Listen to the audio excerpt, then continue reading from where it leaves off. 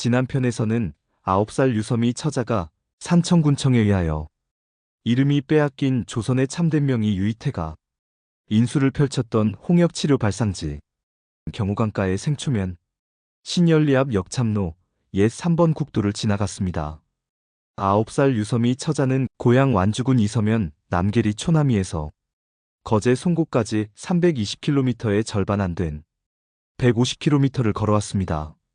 9살 여자아이 유섬이 유백일 18, 24, 벽화마을, 산청군 오부면 사람들, 관비가 되어 거제도로 귀양가는 9살 유섬이 처자는 지리산 이야기를 드러나 봤을까요? 유처자가 태어나 자랐던 완주군 남계리의 넓은 들판과는 너무 다른 깊은 산골을 지나며 고통스러움으로 풍비박살난 고향집 걱정을 덜었을지도 모릅니다. 이 동네 저 동네에는 누가 살고 있었을까? 라고 궁금하기도 했을 것입니다. 자연은 예나 지금이나 무기무천, 무친무소이었습니다. 무기무천, 무친무소는 명의 유이태의 의학사상입니다. 불쌍해서 밥도 주었을 테고 물도 떠다 주었을 것입니다.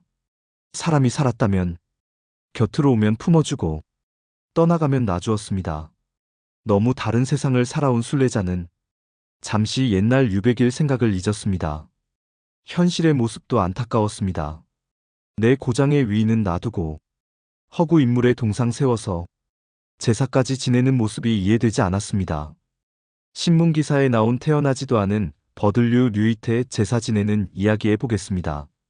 산청군청에서 조성한 동의보감촌에 고문원 어디에도 기록되어 있지 않은 허구 인물 버들류 류이태를 실존 인물로 만들었었습니다. 가묘를 조성하고 묘비를 세웠습니다. 묘비문을 쓴 사람은 산청교육청 장학사이더군요. 교육자가 거짓말을 지으면 될까요? 산청군청은 가짜 류이태상을 제정하여 시상하고 있습니다.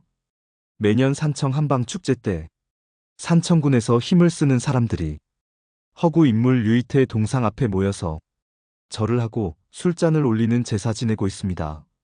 산청의 어느 버들류 가문은 가짜를 조상이라며 족보에 등재했답니다. 제사를 지내고 족보에 등재한다고 실존 인물이 되고 역사가 될까요? 가짜를 위해서 제사를 지내는 산청군청을 이해할 수 없었습니다. 생초면 신현리 유이태 의원은 업적은커녕 존재조차 산청군청에서 완전히 무시당했다는 느낌을 지울 수 없었습니다.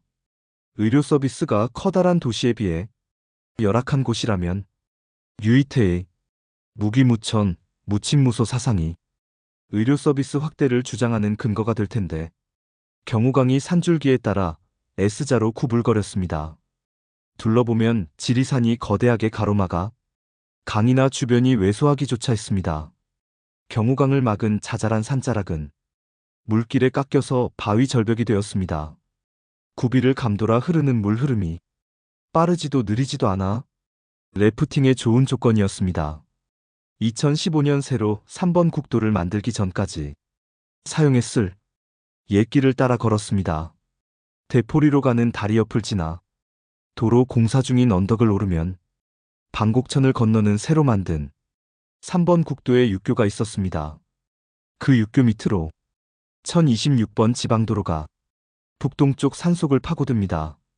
그 도로를 따라 고개를 넘으면 오부초등학교가 나오고 넓은 분지가 바랑산, 매화산, 송이산, 소룡산으로 둘러싸여 있습니다. 지형이 가마솥 같다고 하여 부곡으로 불렀습니다. 20세기 초 일제강점기에 부곡면과 오곡면이 합쳐져서 오부면이 되었습니다. 오부면에 오자는 가마기요, 부자는 가마솥 부자입니다. 행정구역으로 오부면 왕촌리, 대열리, 오절리, 중촌리 등 8개 마을이 이 부곡 분지 안에 있습니다. 이 깊은 산골이 오부면의 원조 마을입니다. 임진왜란 때 남양홍씨 일가가 이곳으로 피신하는데 까마귀가 막대를 물고 가다 쉬는 곳이 있어 그 아래 정착했다고 합니다. 오유마을이 그곳입니다. 옛 부곡면 내곡리 점촌 마을에 있던 오부면 사무소는 1928년 옛 오곡면 양촌리로 이전했습니다. 산청가는 신장로 국도 3번가에 옮겨온 것입니다. 꽃처럼 아름다운 방실이 마을을 굳이 한자로 방곡이라 해야 하나 싶었습니다. 방곡천이 경호강과 합수되는 양촌 마을에 오부면 사무소가 있었습니다. 점심시간이라 잠겨 있었습니다.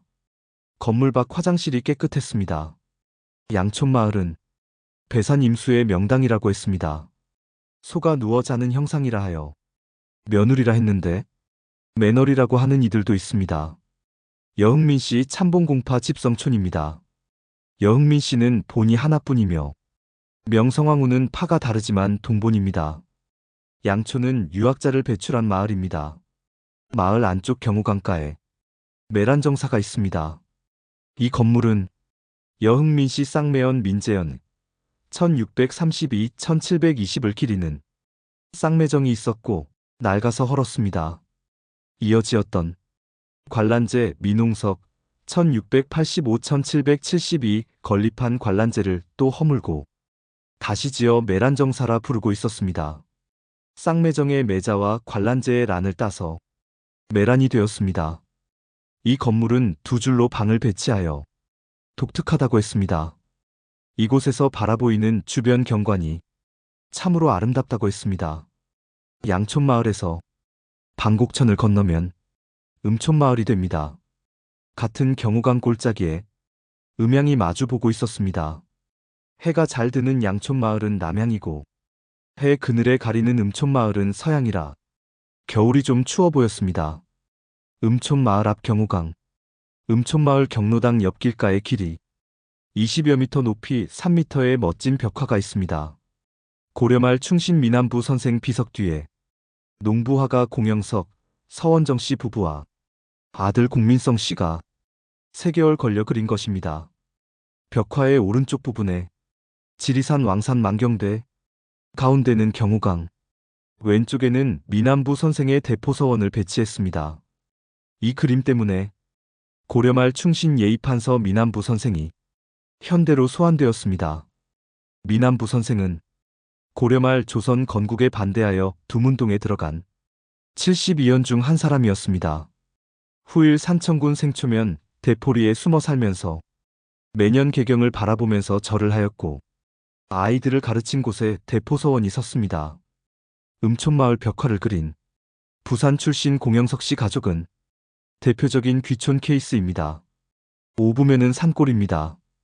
오부면은 땅값이 싸고 조용해서 은퇴 후에 물러나 살만한 곳입니다. 귀촌하는 사람들이 가격이 싼 땅값에 끌리고 깨끗한 환경이 마음에 들어 정착하는 곳입니다. 산청 외진 산골마다 천주교 신자들이 들어와 사는 바람에 공소가 많아졌습니다. 오부면 인구 1000명으로 산청군에서 가장 인구가 작습니다. 오부면 인구 밀도는 제곱킬로미터당 30명으로 대한민국 인구 밀도 제곱킬로미터당 516명 또는 산청군 인구 밀도 제곱킬로미터당 43명에 비교할 수 있습니다. 인구 밀도가 낮으니 자연환경을 깨끗하게 보존할 수 있습니다. 산청은 교통오지입니다. 철도가 닿지 않습니다. 일제강점기에 추진되었던 김삼선 철도는 1966년 착공되었다가 공사 중단, 그리고 긴 세월을 보내고 나서 계획 자체가 폐기되었습니다. 그 대안으로 추진되었던 대삼선대전 삼천포 역시 같은 운명이었습니다. 산청에는 철마가 오지 않게 되었습니다. 기차 탈 사람 수가 너무 적다는 것이 이유였습니다.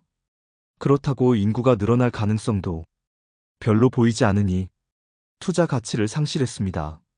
산청군 인구는 계속 줄어드는 추세입니다.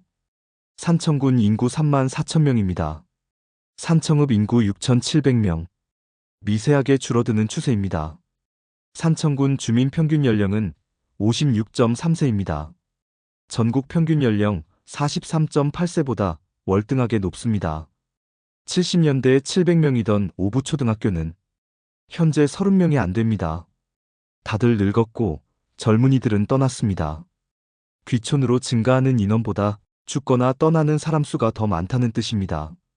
산청은 철도 오지 신세가 계속될 전망입니다. 작년 초에 남부 내륙철도가 김천-성주- 합천-진주를 통과하도록 확정되어 설계가 진행 중입니다. 함양은 달빛 철도가 2030년에 들어온다니까. 좀 기다리면 기차가 들어올 것입니다. 산청 사람들은 당장 진주에 기대거나 나중에는 함양에 기댈 수밖에 없어 보입니다. 지금으로서는 인접시군역에서 산청으로 오는 연계교통 체계를 잘 갖추는 것이 차선책으로 보입니다. 음촌마을 길가에 아직 배추가 밭에 남았습니다. 무우청을 널어 말리는 모습입니다. 마을을 벗어나 오르막길에서 비를 만났습니다. 우비를 입었지만 신발이 걱정스러웠습니다. 방수가 안 된 신발이니 젖는 것은 시간 문제였습니다. 젖으면 물집이 생길 것입니다. 오르막길에서 추적추적 내리는 겨울비가 아랫도리를 먹어버렸습니다. 장작골 고개 마루에 기와집과 커다란 느티나무가 있었습니다. 느티나무 옆 버스 정류장에서 비를 피하면서 양말을 갈아 신었습니다. 신발에 물이 들어와 양말이 흠뻑 젖었습니다. 다 젖더라도 갈아 신으면 물집 방지에 도움이 됩니다. 마음이 다급했습니다. 바람 불고 찬비가 흩뿌리니 골짜기 건너 지리산이 눈에 들어오지 않았습니다. 가다 보니 물이 스며들어 때마다 찌걱거리는 신발이 여간 부담스럽지가 않았습니다. 숲이 과수원으로 바뀌고 농공단지를 지나면서 작은 도시 변두리 풍경이 되었습니다. 마을 입구에 정자가 보이고 아파트가 위세를 떨치는 시가지가 나타났습니다. 3번 국도를 빠져나온 산청군의 시외버스를 따라 읍내로 들어갔습니다. 숙소에 도착하면 신발과 양말부터 말려야 했습니다. 먹고 씻는 것은 그 다음 일입니다. 1801년 유백일에서도 비는 내렸을 것입니다. 유서민은 집신을 신고 비에 젖어서 발은 부르트고 피가 흘렀을 것입니다. 뒤늦은 순례자는 그런 생각은 하지 못하고 호사스럽게 작은 어려움을 참지 못했습니다. 내 손톱 밑에 가시가 더 고통스러운 것이 사람의 속성이었습니다. 포졸에 압송되어 온 9살 유섬이 처자는 환화정이 있는 산청현 소재지 산청으로 걸어갑니다. 9살 유섬이 처자는 포졸에 이끌려 유백일 절반을 걸어왔습니다. 유섬이 유백일 동영장을 포스팅하는 저의 손자가 9살입니다. 만일 9살 손자가 걸어갔을 것을 생각하면 가슴이 저립니다. 신앙인이 아닌 제가 유튜브를 제작하는 목적은 유백일을 널리 알리기 위함입니다. 다음은 편은 9살 유섬이 처자가 포졸에 이끌려 걸어갔을 산청이 성당 건축거장 안알빈 신부 벽화와 남명 조식 역사 이야기입니다.